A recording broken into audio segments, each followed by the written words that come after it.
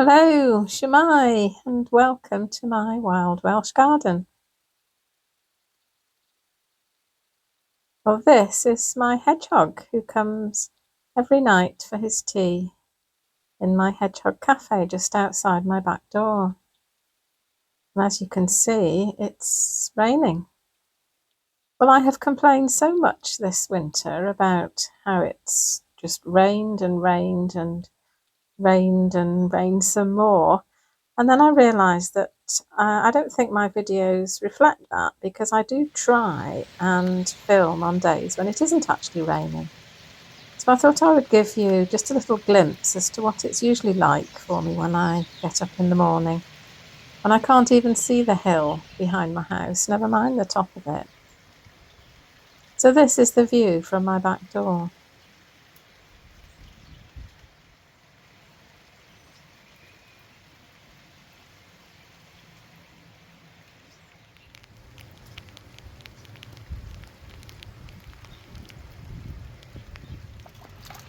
And here I'm standing outside the woodshed. And this is the new pond. And here I'm standing outside the summer house, looking down and then up the garden. And now sheltering in the shed, looking down the garden over the veg patches.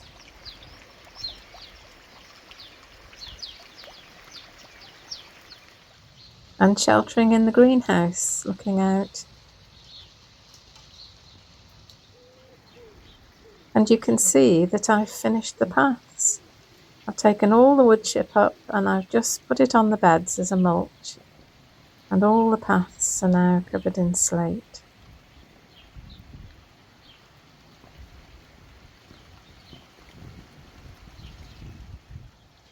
And this is the old pond where the frog spawn is.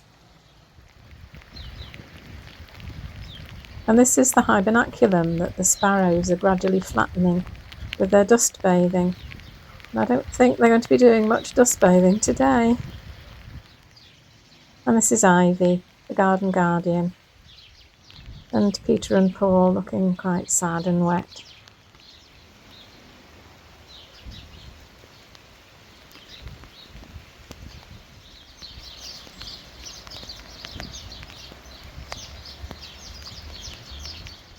So that was yesterday, and today's today, and it did kind of start off pretty much the same, really, with an awful lot of rain all morning. But it's now mid-afternoon, and it seems to have stopped. I hesitate to say that, because every time I think that, it starts raining again. But hopefully I'll be able to get out. Because if you've been watching my videos, you'll know that I haven't done anything to tidy up my flower beds. The reasoning behind that was because I was leaving them for invertebrates to spend the winter and hopefully provide food for other vertebrates and birds, and also to repopulate the garden with invertebrates this year. But it's now halfway through March, and I do think that this is now the time when a wild gardener can begin to tidy up last year's growth, because the new growth is starting to come up, and also the invertebrates are waking up. The insects are waking up, although they could well have either gone back to sleep or drowned since last week, to be honest. But yeah, so I do think this is now the time when I can begin to tidy up. And I wanted to do a sort of pre-tidy up garden tour video. And then the next one I'll do will be post-garden tidy up video, and hopefully we'll be able to see quite a difference. So that's the plan. And it isn't actually raining at this moment, so I think we'll go out and have a go. And as I'm in the shed, I thought this time we would start outside the shed. So looking out of the shed onto the vegetable patches, the only thing I've done here is pick the kale and the cabbage and eaten it. And everything else is just exactly as I left it last autumn. But there's hardly anything left. It's just all sort of deteriorated. And there's a bit of a pile of wood chip there that I shall spread out when I tidy it up. And then the paths are done, and I am so pleased. So pleased. And then this flower bed here has just been left, and you can see that so many of the plants have just disintegrated, really. What I did do was I dug up the nettle that was down there, and I've replanted it over there, just in front of the water butt, so it can battle it out with the crocosmia, which is just shooting up there.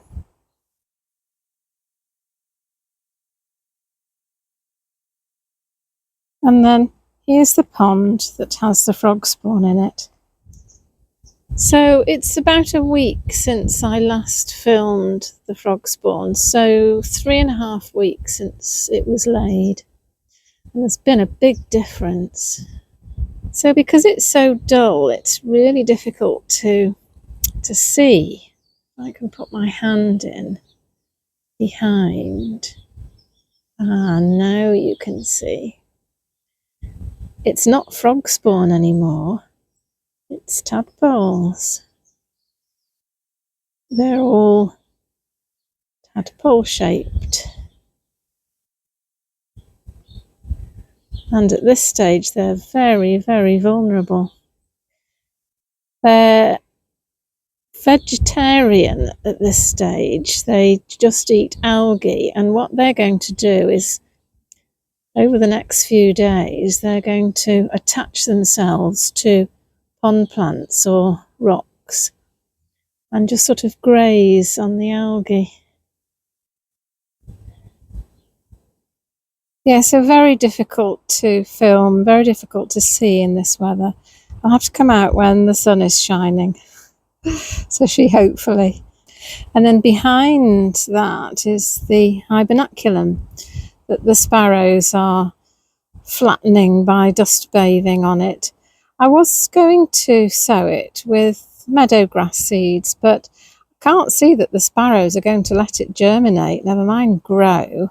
So I might just leave it bare and see what happens, and maybe top it up a bit with some more soil. Or one of my viewers suggested that I put sand on, that the sparrows would like to bathe in that. So I might give that a go. Those are the summer raspberries and the autumn raspberries that I pruned earlier this year.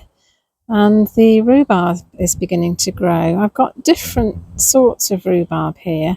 This one is the early one, Timpani early. Now, the last couple of years I've forced this, and last year it didn't do very well. So this year I decided I wouldn't force any of the rhubarb, so I'm just going to harvest it when it's ready naturally. I've planted 2 tubs of garlic, and it does look like that garlic is either been pulled up by something, or I think probably what's happened is it's pushing itself out of the ground as it grows. So I'll put those back in. And the hedge here is coming into leaf. This is hawthorn. And here, this is a quince tree. And you can see the quince buds are just beginning to open as well. And then down here, this is the honeysuckle, which has produced lots of young green leaves. And then there's another black thorn next to it, and those buds are just beginning to break as well. So now we're just going to go back down the main path.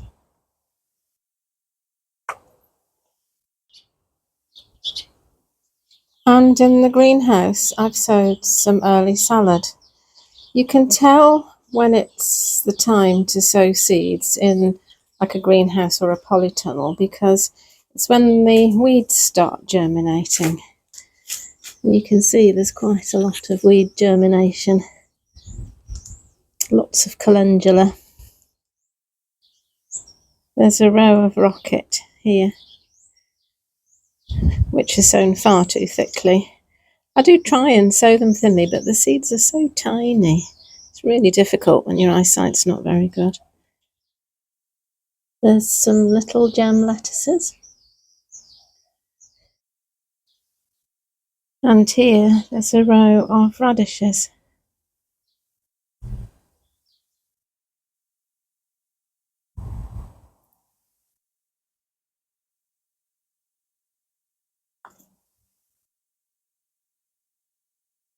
And this is the breakfast room, all beautifully slated.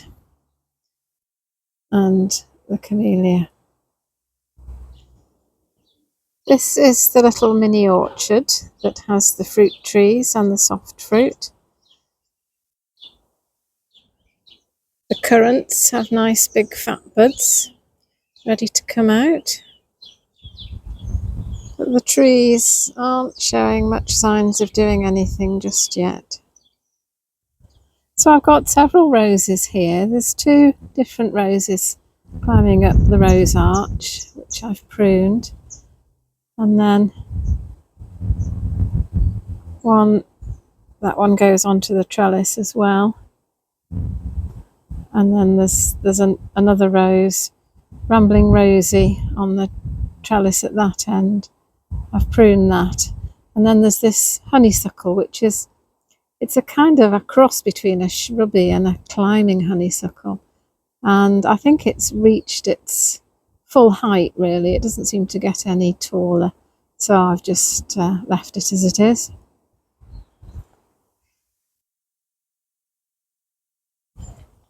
More honeysuckle producing green leaves. And another rose that I've pruned. I'm sorry I can't tell you the names. They just don't stay in my brain.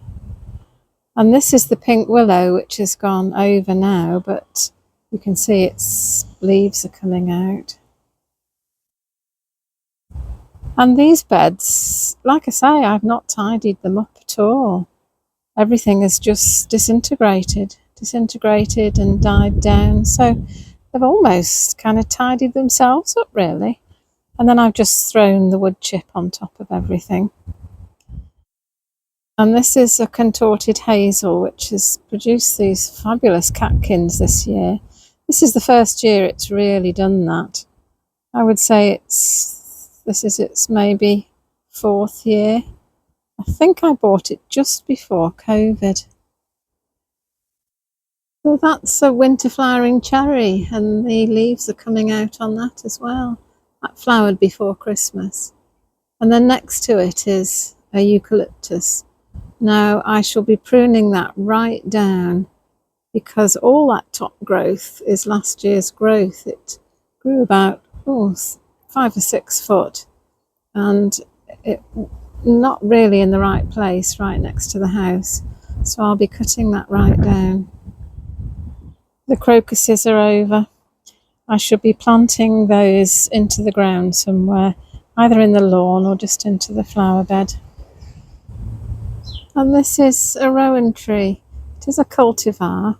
It's a yellow variety. It's got great big fat buds on, ready to come out.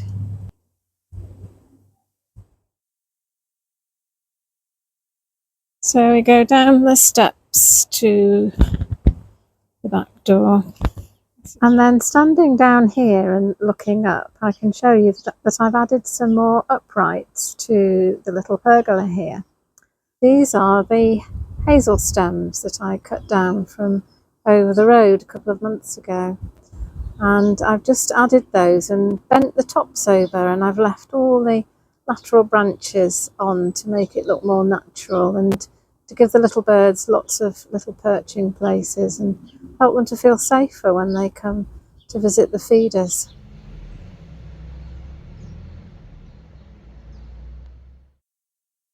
And the Magnolia stellata flowers have started to come out. I'm just hoping that we don't have an early frost, which will spoil them.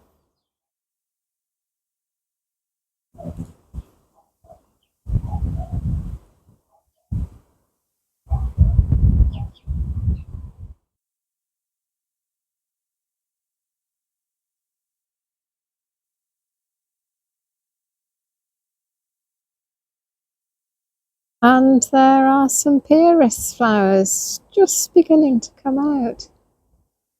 These are great for the early bees. Now we're in the middle of March. As soon as we get any dry weather, I'm going to re-sow all around the polytunnel with meadowgrass seeds. And in the polytunnel, I've still got the chard, and the broad beans are growing. And then this side is ready to plant up. I've put 2 rows of peas in here. Yesterday I've put a row of early onward and a row of a pea that I've not grown before, but it's a sugar snap. And then I have some chitted potatoes, rocket potatoes, the very, very early ones, to go in there. There's another view of the Magnolia stellata. Flowers just coming out. And then up the steps, past the new pond. I've put a water lily in the bottom, and these are marsh marigolds that I picked up today. I shall be repotting them in the baskets with the special compost for pond plants. So then we go up the steps onto the lawn, which is very wet and soggy.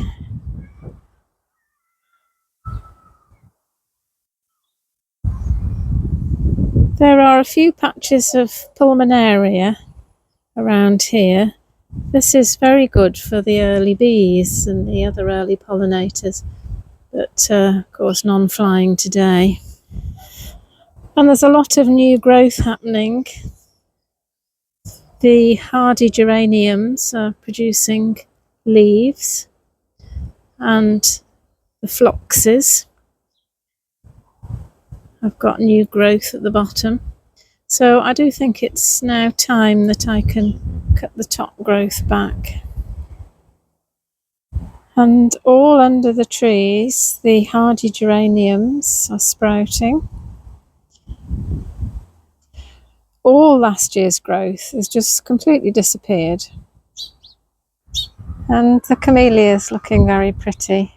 And I have pruned the holly, because if it gets too tall, it shades the vegetable patches, and I think it would get quite tall if I let it. So we're going to go through here, and this is going to be an arch. It has a hawthorn on one side and a blackthorn on the other, and the plan is that they're going to meet over the top. And I'm not sure if you can see, but the buds on the hawthorn are just beginning to burst.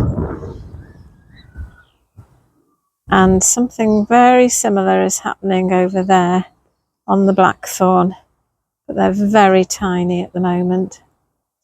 And then this honeysuckle growing up the summer house is greened up nicely. So we go through the arch, over the stepping stones, and we're nearly back at the shed. This is the perennial kale and the winter cabbage. And then down here, I've just tucked on the edge of this bed here. These are all wildflowers, native plants. And I was going to talk about those a bit in this video, but it would just make it much too long. But this is part of my New Year's resolution to grow more native plants. And the reasoning for that is that it's the native plants that provide the larval food plants of the pollinators that we want. We're a little bit behind in the UK, to be honest. I've been looking at some YouTube videos from Germany and America, and they seem to be much more on with this. That in the UK, when we talk about plants for pollinators, we talk about plants with flowers that pollinators can use to get pollen and nectar. But we haven't actually realised that there's not a lot of point in feeding the adults if we don't feed the larval forms. And that's the idea of having native plants in your gardens. You know, you very rarely find native plants for sale in garden centres. There are some specialist nurseries around the country, but not very many. So yeah, this is all part of that plan, and because it's quite a big, complicated subject, I'm going to do a separate video at some point. And then on this side of the path are the autumn raspberries that I'm intending to harvest. I put them in last year and had a few, but not very many. And I've pruned these the correct way. I've pruned them right down to the ground, and they're beginning to sprout. So I'm looking forward to some nice raspberries from these this year. Here we are back at the shed, and we've been right round the garden.